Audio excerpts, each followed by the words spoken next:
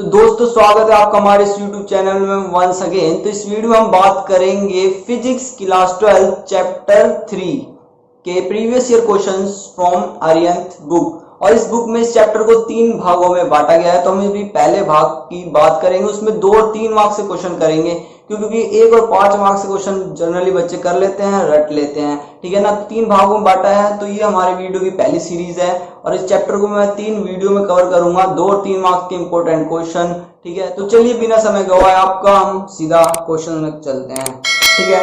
तो हमारा पहला क्वेश्चन आता है जो आप स्क्रीन में देख सकते हो, वो है a metal rod of square cross sectional area A having length L and current I flowing through it when a potential of V volt is applied across it ends. मतलब क्या दे रखा है कि हमारे पास पहला डायग्राम है, पहले डायग्राम में हमें एक फिगर दे रखी है, उस फिगर में हमें दे रखा है भाई साइड का एरिया ए है, पूरी लेंथ नीचे से एल बता रखी है, कहा कि उसमें वी पोटेंशियल डाल दिया, क्रॉस वी पोटेंशियल लगा रखा है उसके अंदर, is applied across it, figure A में देख सकते हो। Now the rod is cut parallelly to its length into 2 identical pieces. मतलब क्या है, उसको अपन ने यूं काट दिया और यूं काटने के बाद उसको यूं अलग अलग भागों को अपन ने यूं जोड़ दिया साइड से, जैसे कि आप फिगर 2 में देख सकते हो।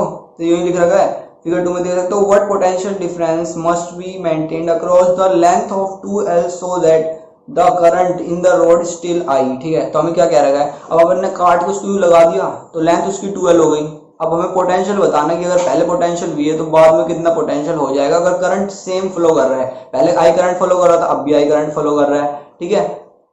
तो हमें पोटेंशियल डिफरेंस निकालना है, बाद में पोटेंशियल डिफरेंस में क्या चेंज आएगा जब उसकी लेंथ और एरिया बदल चुका है काटने के बाद उस वायर का। तो इसके सॉल्यूशन में चलते हैं हम सीधा। सॉल्यूशन जैसा आप देख सकते हो स्क्रीन में दे रखा है, इसमें हमने क्या यूज किया है, हमने यूज किया है ओम्स लॉ, ठीक है। 10 चला आ रहा है, सीधा सीधा है V इज इक्वल्स टू में I R, V is equals to में आई आर। अब हमें दे रखा था पोटेंशियल V है क्वेश्चन में, I करंट दे रखा था, R हमने रेजिस्टेंस मान लिया। अब R को हमने क्या करा, रो L बटे में A में खोल दिया। क्यों? क्योंकि हमें क्वेश्चन में क्या दे रखा है कि लेंथ L है, एरिया है, तो हमने R की जगह उसको उसमें खोल दिया, पूरे कॉन्सेप्ट में खोल दिया, और क्या बन गया, V इज इक्वल्स टू में आई रो L बटे में A बन गया, ठीक है। बस फर्स्ट मान लिया। अब उसने क्या करा आगे, जैसे कि कंडीशन दे रखी थी वही लगा रखी कि when the rod is cut parallel and joined by length of the conductor and area उसका डिक्रीज हो गया। तो उसने क्या बताया, जब उसको काट दिया गया तो उसकी लेंथ होगी डबल। क्यों? हमने पहले इतनी थी उसकी लेंथ, फिर हमने क्या करा, इसको इतना काटा और इसको जोड़ दिया, लेंथ उसकी डबल हो गई, और इतना था इतना काटना पतला हो गया, तो ये जो एरिया था साइड से वो भी A/2 हो गया, ठीक है। तो एरिया चेंज आया, लेंथ चेंज हुई, करंट अभी उसमें I बह रहा है, ठीक है। तो उसका रेजिस्टेंस चेंज हो जाएगा, लेंथ और एरिया चेंज होगा, रेजिस्टेंस चेंज हो जाएगा। तो कुछ नहीं है, सीधा सा अपन ने दोबारा से ओम्स लॉ लगाया और V डैश मान लिया, जो पोटेंशियल डिफरेंस हमें निकालनी है, V डैश मान लिया, V dash is equals to में आई आर, R डैश मान लो, R dash, V dash is equals to में आई आर डैश। तो V डैश क्या है, जो हमें पोटेंशियल डिफरेंस निकालना है, I वो सेम करंट दौड़ रहा है, और R डैश चेंज हो गया रेजिस्टेंस, क्योंकि उसकी लेंथ और एरिया चेंज हो गया। अब वही दोबारा R डैश को उसने सीधा लिख रखा है रो 2L बटे में A/2। अब 2L बटे में A/2 क्यों लिखा भाई, पहले ऊपर वाले क्वेश्चन में, ऊपर वाले जो केस 1 था उसमें लेंथ L थी और एरिया A था, तो L बटे में। तो दूसरे केस में क्या हो गया, लेंथ हो गई वायर की 2L और एरिया हो गया A/2, तो अपन ने क्या लिखा, रो 2L बटे में A/2, मतलब लेंथ लिख दी उसकी, ये इतना। ये सोल्व किया तो ये 4 times of I rho L बटे में, जो कि आई रो L बटे में ऊपर वाले केस में भी था, नीचे वाले में भी आई रो L बटे में, आई रो L बटे में V लिख दिया। तो हमारे पास आ गया V dash is equals to में 4 टाइम्स ऑफ V। तो क्या बन गया, मतलब स्टार्टिंग में V पोटेंशियल था, अब पोटेंशियल 4 गुना हो गई है, सीधा सीधा ओम्स लॉ लगाए। और दूसरी बात का ध्यान रखने की, R इज इक्वल्स टू में रो L बटे में और क्वेश्चन हो जाएगा, ठीक है। तो हम अपने दूसरे इंपॉर्टेंट क्वेश्चन चलते हैं, वो है क्वेश्चन नंबर 27। क्वेश्चन नंबर 27 कहता है भाई, estimate the average drift speed of conduction electrons in a copper wire of cross sectional area. तो हमें क्या दे रखा है, एरिया दे रखा है भाई 1.0 into 10⁻⁷ metre square, carrying a current 1.5 ampere, ठीक है, करंट 1.5 एम्पियर। एरिया दे रखा है, assume the density of the conduction of electrons is 9 into 10⁻28 metre -3। तो ये क्या है, ये क्या है भाई, अब तो याद रखना भाई, डेंसिटी ऑफ कंडक्टर इलेक्ट्रॉन्स या डेंसिटी ऑफ इलेक्ट्रॉन्स, इसको अपन दूसरे तरीके से कह सकते हैं डेंसिटी ऑफ कंडक्शन इलेक्ट्रॉन्स। ये जो भी चीज होती है ये होती है value of n, value of n मतलब स्मॉल एन होता है ना, नंबर ऑफ इलेक्ट्रॉन्स, ठीक है ना, ये उसकी वैल्यू दे रखी है हमें 9 into 10⁻28, और करंट दे रखा है I, एरिया दे रखा है A। तो हमें पूछा क्या है, ड्रिफ्ट वेलोसिटी पूछी है। ड्रिफ्ट वेलोसिटी का फॉर्मूला क्या होता है, एक तो होता है v d is equals to में ई टाउ बाय एम, ठीक है ना, small e capital E tau by m. और दूसरा लेकिन यार उसमें दिक्कत ये है ना, यहाँ पे टाउ का कुछ मेंशन नहीं करा है, तो हमें ये फॉर्मूला यूज नहीं कर सकते, हमें दूसरा फॉर्मूला यूज करना पड़ेगा। अब दूसरा फॉर्मूला कौन सा है, इसमें करंट दे रखा है कि दूसरा फॉर्मूला है करंट और ड्रिफ्ट वेलोसिटी का relation, I is equals to n e A v d, I is equals to में एन ई वी डी। तो सॉल्यूशन में चलते हैं इसके 27th सॉल्यूशन में दे रखा है भाई, एरिया है इतना, करंट है इतना, जैसे मैंने कहा इलेक्ट्रॉन डेंसिटी स्मॉल एन से डिनोट कर दी 9 × 10⁻28। अब ड्रिफ्ट वेलोसिटी निकालनी है, फॉर्मूला हमने कौन सा यूज करना है, I is equals to n e A v d, simple सा दे रखा है, वैल्यू डाल दी, हमें वी डी निकालना है, सब कुछ उस तरफ, और 1.9 सीधी वैल्यू डाली, और हमें अपना याद रखना अपनी यूनिट मीटर पर सेकंड में आ जाएगा answer, drift velocity velocity metre पर सेकंड। सिंपल क्वेश्चन था। चलते हैं हम अपने नेक्स्ट क्वेश्चन पे।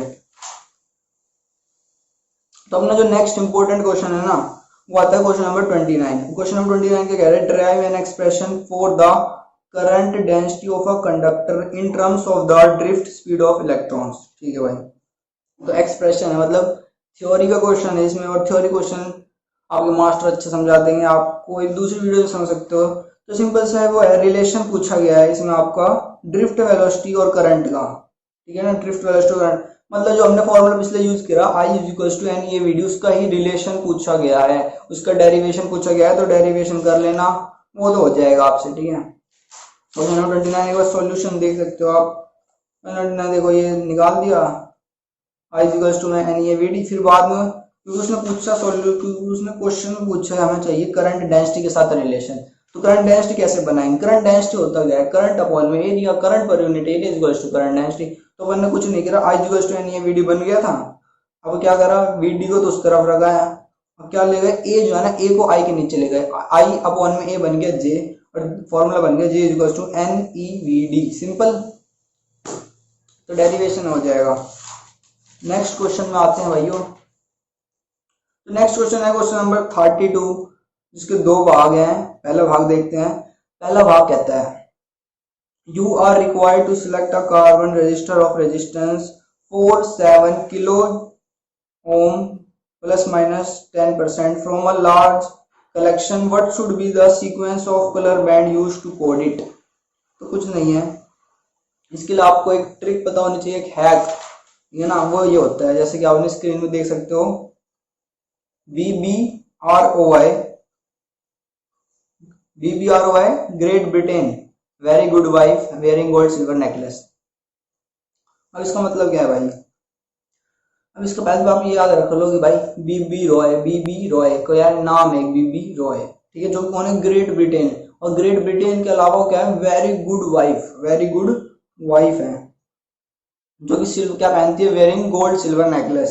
अब तुमने देखा बी से मतलब ब्लैक, फिर अगले बी से ब्राउन, फिर आर से रेड, और से ऑरेंज, येलो से ये होते, ठीक है। तो हमने कैसे याद रख लिया, और इससे याद रख लो कि BBROY, बी मतलब पहला 0, फिर 2 1, फिर 2, इस तरीके से है। अब हमें नंबर दे रखा था क्वेश्चन में, देखोगे तो 4 था पहला नंबर, तो 4 से सीधा सीधा तुमने देखा भाई, तुम्हें ये याद है BBROY, और तुमने देखा 0 1 2 3 4, वाई मतलब येलो, तो पहला कलर आ गया हमारा येलो, दूसरा कलर था 7 से क्या है, वॉयलेट, तो येलो वॉयलेट, फिर उसके बाद था किलो, मतलब के था ना, 10⁻³ थी, तो उसका क्या कर देंगे अपन, 3 किसका है, ऑरेंज का, ऑरेंज है 3 पे क्या है, ऑरेंज, तो हमारा क्या कलर बन गया, हमारा कलर बन गया भाई येलो वॉयलेट, और 10⁻³ था ऑरेंज, और प्लस माइनस 10% था, और प्लस माइनस 10% है सिल्वर का। चलिए सॉल्यूशन में देखते हैं क्या है।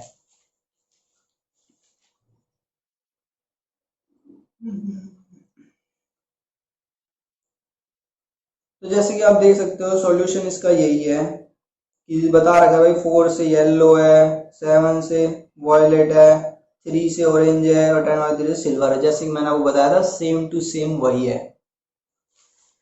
अब ना देखते इसका पार्ट सेकंड। अब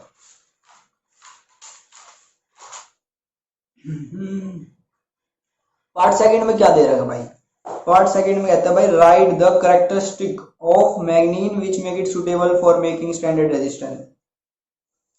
मतलब वो साफ सीधा कह रहा है कि भाई मैग्नीन को हम क्यों यूज करते हैं रेजिस्टेंस के लिए, सीधे सॉल्यूशन में चलते हैं। थ्योरी लाइक क्वेश्चन है, क्वेश्चन नंबर था ये हमारा 32 सेकंड। तो कहता है भाई दो प्रॉपर्टीज है मैग्नीन जिससे हम कह सकते हैं, तो सॉल्यूशन आप देख सकते हो स्क्रीन में। पहला कह रहा है कि वो पहला कहता है low temperature coefficient. Low temperature coefficient का मतलब क्या है ना, इसका मतलब देखो मैंने लिख रखा है, that is resistivity does not change with change in temperature. मतलब कि टेम्परेचर बदलने से इसकी रेजिस्टिविटी नहीं बदलती, टेम्परेचर बदलने से इसकी रेजिस्टिविटी नहीं बदलती, लो टेम्परेचर कोफिशिएंट है ये। तो सीधा आपको ये लिखना। दूसरा पॉइंट क्या है कि हाई वैल्यू ऑफ रेजिस्टिविटी की, दे जनरली है हाई वैल्यू ऑफ रेजिस्टिविटी। पहली बात तो की रेजिस्टिविटी हाई होती है तभी तो रेजिस्टेंस है, हाई रेजिस्टिविटी हाई रेजिस्टेंस। दूसरी की रेजिस्टिविटी कम भी नहीं होती टेम्परेचर बढ़ाने में, क्योंकि ये क्या है लो टेम्परेचर कोफिशिएंट। ये दो पॉइंट है, इससे सिंपल है। Sorry ass DJ.